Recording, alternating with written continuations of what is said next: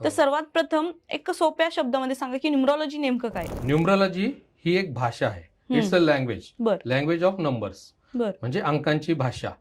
प्रत्येक बर्थ चार्टमध्ये काही वाव फॅक्टर्स असतात, काही स्ट्रेंथ पॉईंट असतात, तर काही विकनेसेस असतात.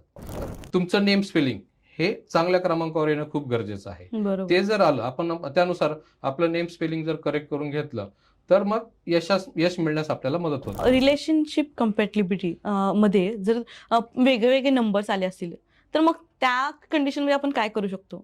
I will give you few examples. काही उदाहरणं सांगतो. राजेश खन्ना आणि डिंपल कापडिया. तर राजेश खन्ना यांचा ड्रायव्हर नंबर 2 आहे आणि डिंपल कापडिया यांचा ड्रायव्हर नंबर 8 आहे. 2 आणि 8. 2 म्हणजे चंद्र म्हणजे पाणी आणि 8 नंबर म्हणजे धातू. धातूवर जर पाणी पडलं तर काय होतं? धातू गंजतो. सो सेम केस त्यांच्या रिलेशन. जेव्हा हे 2 नंबर्स टेम्पररी स्वरूपासाठी एकमेकांच्या सानिध्यात असतात त्यावेळी ते चांगलं काम करतात. पण जेव्हा ते परमनंट रिलेशन मध्ये येतात त्यावेळी नक्की मग ते थोडंसं टू अँड फ्रो असं व्हायला चालू होतं. आणि डिंपल कापडिया, राजेश खन्ना यांच्या बाबतीत तेच झालं. जेव्हा ते परमनंट रिलेशन मध्ये आले आणि मग रेस्ट इज द हिस्ट्री आपण पाहतोय. They got diverse.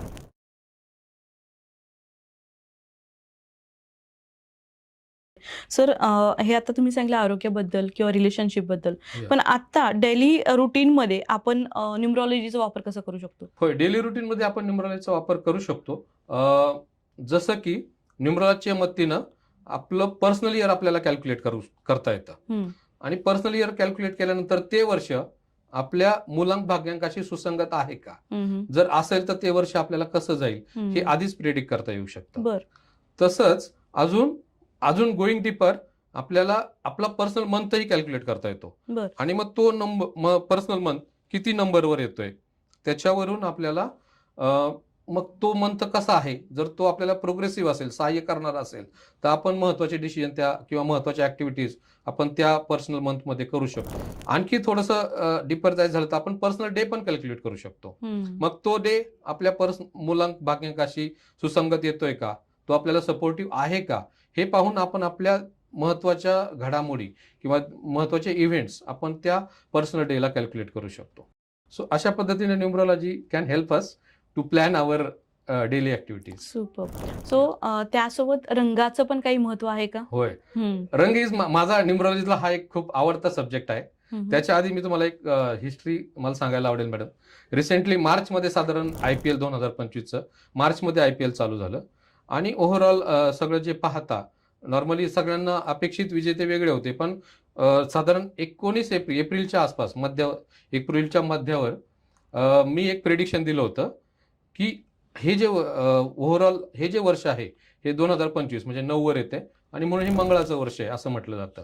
सो ते सगळं पाहता मी असं एक प्रेडिक्शन दिलं होतं की या वेळेचं सगळं मंगळाचं हे वर्ष आहे. आणि हे पाहता लाल कलर ड्रेस घालणारे संघ जे आहेत त्यांना याच्यात वर्चस्व मिळण्याची संधी आहे. आणि म्हणून RCB आणि किंग्ज 11 पंजाब हे 2 संघ कदाचित आपल्याला फायनल किंवा टॉप फायनलिस्ट मध्ये पाहायला मिळतील. आणि झालंय तसंच. RCB आणि पंजाब हे 2 संघ फायनल मध्ये आले. ज्यावेळी 4 दिवसापूर्वी आले साधारण. आणि ज्यावेळी हे 2 संघ फायनल खेळणार हे ठरलं त्यावेळी माझ्या मित्रांनी मला विचारलं, आता सांग आता कोण जिंकेल? तू तर म्हणता कलर. दोन्ही संघाचे कलर म्हणजे लाल रेड कलर ड्रेसेस होते. त्यामध्ये पाहिलं तर RCBचा संघ थोडासा जास्त रेड कलर होता आणि किंग्ज 11 पंजाबचा जो कलर हे आहे तो थोडा कमी रेड होता. त्यावरून मग आणि बाकी सगळं कॅप्टन्स आणि त्यांची बर्चा स्टडी करून मग मी प्रेडिक्शन दिलं होतं की RCB विल विन. आणि झालंय तसंच. Rest is the history. RCB is the winner. So this way colour plays a major म्हणजे एक टू सम एक्सटेंट जेव्हा दोन्ही तुल्यबळ संघ एकमेकांसमोर असतात त्यावेळी कोण वर्चस्व गाठेल हे ज्यावेळेस आपण पाहतो त्यावेळी कुठं ना कुठं कलरची मदत होत असते. हा माझा अभ्यास सांगतो. To support my sentence I will give you few more examples. Football मधली जास्तीत जास्त विजेतेपद पटकावलेली टीम आहे ब्राझील. आणि ब्राझीलचा कलर कोड आहे येलो. तसंच जर क्रिकेटमध्ये पाहिलं आपण तर क्रिकेटमध्ये सर्वात जास्त विजेतेपद पटकावणारा संघ आहे ऑस्ट्रेलिया. ऑस्ट्रेलियाचाही कलर कोड येलो आहे.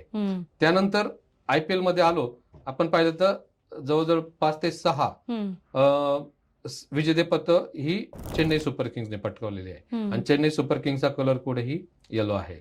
सो इट शोज की काही ना काही पिवळा रंग हा यशस्वीतेकडे पोहोचण्यासाठी मदत करतो. ऑन द अदर हँड भारताचा कलर, भारताच्या इंडियन क्रिकेट टीमचा जर कलर कोड पाहिला तर तोही ब्ल्यू आहे आणि आता थोडेसे ऑरेंज कलर्ड तिथं स्ट्रिप्स आपण पाहतो. तर ऑरेंज कलर थोडंसं ॲग्रेशन द्यायला मदत करतोय आणि ओव्हरऑल ब्ल्यू. इव्हन IPL मध्ये सुद्धा मुंबई इंडियन्स संघाचाही कलर कोड तिथं ब्ल्यू आहे. सो ब्ल्यू रंग ही कुठं ना कुठं यशस्वी होण्यासाठी सुद्धा मदत करतो. सो ऑल दिस कॉम्बिनेशन पाहता कुठं ना कुठं रेड कलर किंवा ब्ल्यू, येलो हे कलर्स आपल्याला आयुष्यात यशस्वी होण्यासाठी मदत करत असतात. तो आपण डेच्या हिशोबानं दिवसाचं कॉम्बिनेशन पाहिलं आणि त्या दिवसाला अनुरूप असा जर कलर ड्रेस आपण निवडला तर आपलं दैनंदिन जीवनातही छोट्या छोट्या गोष्टींमध्ये यश किंवा थोडंसं एक ऍडव्हान्टेज मिळवण्यासाठी आपल्याला कलरची मदत होते. So really colours is of my favourite subject.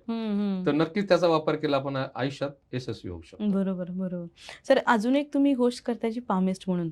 आता खूप रेअरली असे लोक भेटतायत की म्हणजे दिसतायत की जे पामिस्ट्रीवर काम करतायत. सर, ही आवड कशी निर्माण झाली तुम्हाला?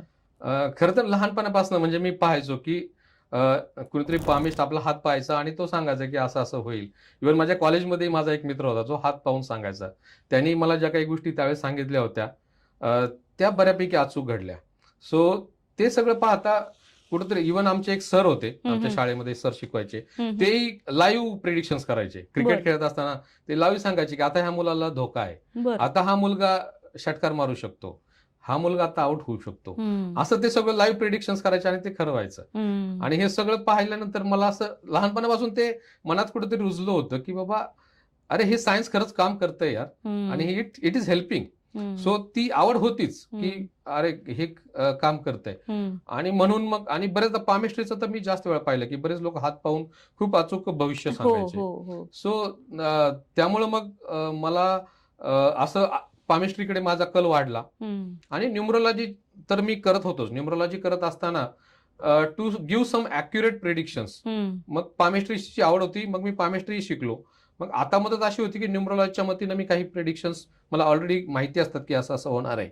आणि मग to go deeper, to give more accurate predictions, मग मी पामिस्ट्रीमधून जे काही माझे रिडिंग झालेत ते मी त्या व्यक्तीच्या हाताशी पण चेक करतो आणि ते मॅच झाले की मग एक कॉन्फिडन्स असतं की अरे हा हे me what ever I am saying is correct. आणि मग अजून एखादा पॉईंट कदाचित पामिस्ट्रीच्या मदतीनं मला कळतो आणि तोही पॉईंट मग पुढच्या व्यक्तीला ॲक्युरेट प्रिडिक्शन देण्यासाठी मदत करतो. सो अशा पद्धतीनं मी न्यूमरोलॉजी आणि पामिस्ट्री ह्या दोन शास्त्रांचा अभ्यास करून पुढच्या व्यक्तीला ॲक्युरेट प्रिडिक्शन देण्यासाठी त्याचा वापर करतो. सुपर. आणि ह्या गोष्टीला मी खूप सहमत आहे. एक पामिस्ट्री किंवा ज्योतिष म्हणता येईल, ते आले होते आणि त्यांनी हे हात पाहून इथं पाहून सांगितले की तुमच्या नशिबात बंगला आहे. आणि रिसेंटली आमचा एक फ्लॅट होता, एक फ्लॅट ऍज अ इन्व्हेस्टमेंट घेऊन ठेवला होता. त्याचे दोन्हीचे EMI चालू होते. आणि मी म्हटलं काय सांगतोय, हा शक्य आहे का? म्हणजे एवढं सगळं कट्टाकुट चालू आहे माझे आणि मला माझ्या नशिबात बंगला आहे म्हणून सांगितलं त्यानं. मी त्याला उडवून लावलंच लिटरली. म्हणलं काही सांगतात, हे काय खरं नसतं. साधारण 6 ते 8 महिन्यामध्ये माझा बंगला झाला. म्हणजे मग मला कळालं आणि मग मी त्याला शोधत बसले की अरे तो कुठे आहे आता की मला ज्यांनी सांगितलं एवढं अचूक भविष्य की मला स्वप्नातही वाटलं नव्हतं की मला असं काहीतरी होईल माझ्या बाबतीत. सो तेव्हापासून जो विश्वास बसला की नाही, ते एक शास्त्र आहे आणि लोक असंच नाही सांगू शकत. खूप मस्त, म्हणजे खूप विश्वास आहे मला त्या गोष्टीवर.